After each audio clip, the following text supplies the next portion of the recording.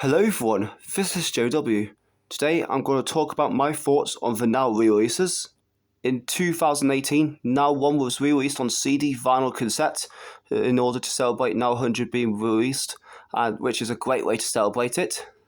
In early 2019, when I heard that Now 2 was going to be released on CD for the first time, I was amazed, which showed a good sign that the first 9 Now albums will be released on CD, as back in the 80s they were only on vinyl cassette, even though Now 8 and Now 9 had half the track list CD releases, but they don't count. And just like that, Now 3 was released on CD, which was great, even though the only downside is that is one of those re-release nows to have not only one but 2 missing tracks, Bob Marley One Love because of his licensing issues, and Gary Glitter Dance Me Up because of his troubles, but regardless, it's still great that we got Now 3 released on CD. Now 4 was the third Now re-release to have all the tracks on it, which is great. In 2020, Now 5 did eventually get a CD re-released, even though it had a month delay due to lockdown, but it's the second of the Now re-releases to have a missing track, which was David Bowie, This Is Not America, which I was surprised about, because Modern Love was on Now 2, but it's still good to have Now 5 re-released on CD though. And continued with Now 6 being re-released. The only downside is Bryan Adams and Tina Turner's It's Only Love didn't make it. I didn't know they had licensing issues, but it's still good to have the CD re-released.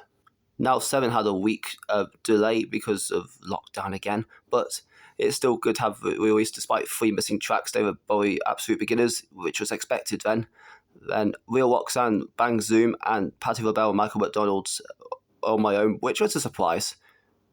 In 2021, Now 8 and Now 9 got re-released on double CD for the first time with all the tracks on it, and they're currently the last Now re-releases to have no missing tracks whatsoever.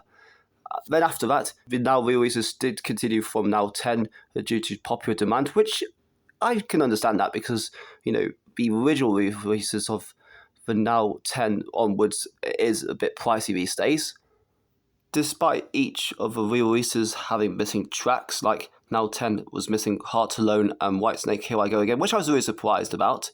Then Now 11 was missing Eddie Grant, Give Me Hope Joanna, and Whitesnake's Give Me All You Love. I expected Whitesnake to be missing then, but I didn't expect Eddie Grant to be missing.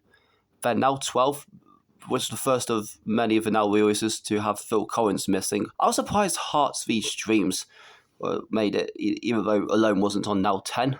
Then Now 13, Phil Collins was missing again. Same with Now 14, along with INXS, Need You Tonight, which I was surprised about then.